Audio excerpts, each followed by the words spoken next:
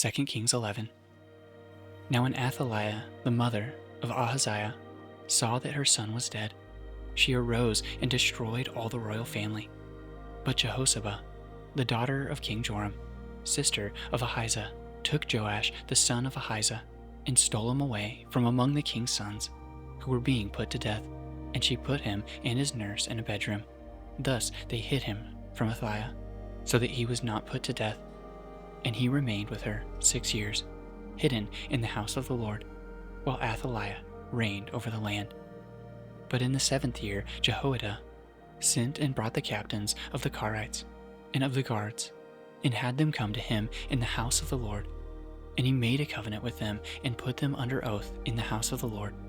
And he showed them the king's son, and he commanded them, "This is the thing that you shall do, 1/3 of you, those who come off duty on the Sabbath, and guard the king's house, another third being at the gate sure, and a third at the gate behind the guards, shall guard the palace. And the 2 divisions of you, which come on duty in force on the Sabbath, and guard the house of the Lord on behalf of the king, shall surround the king, each with his weapons in his hand. And whoever approaches the ranks is to be put to death. Be with the king when he goes out and when he comes in." The captains did according to all that Jehoiada the priest commanded, and they each brought his men who were to go off duty on the Sabbath, and those who were to come on duty on the Sabbath, and came to Jehoiada the priest. And the priest gave to the captains the spears and shields that had been King David's, which were in the house of the Lord.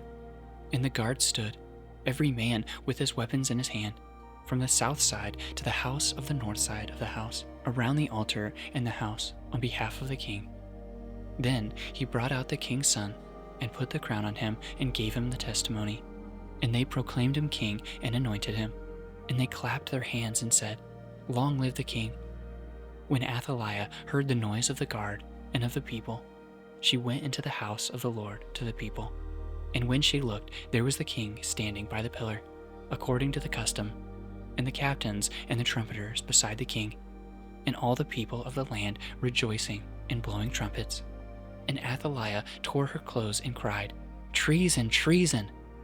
Then Jehoiada the priest commanded the captains, who were set over the army, "Bring her out between the ranks, and put to death with the sword anyone who follows her."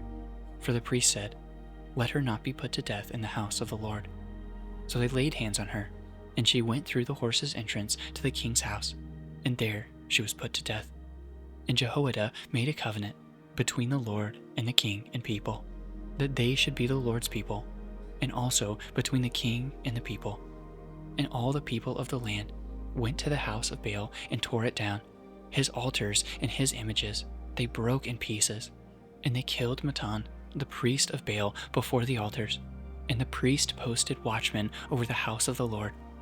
And he took the captains, the Carites, the guards, and all the people of the land, and they brought the king down from the house of the Lord, marching through the gate of the guards to the king's house. And he took his seat on the throne of the kings. So all the people of the land rejoiced, and the city was quiet after Athaliah had been put to death with the sword at the king's house. Jehoash was 7 years old when he began to reign.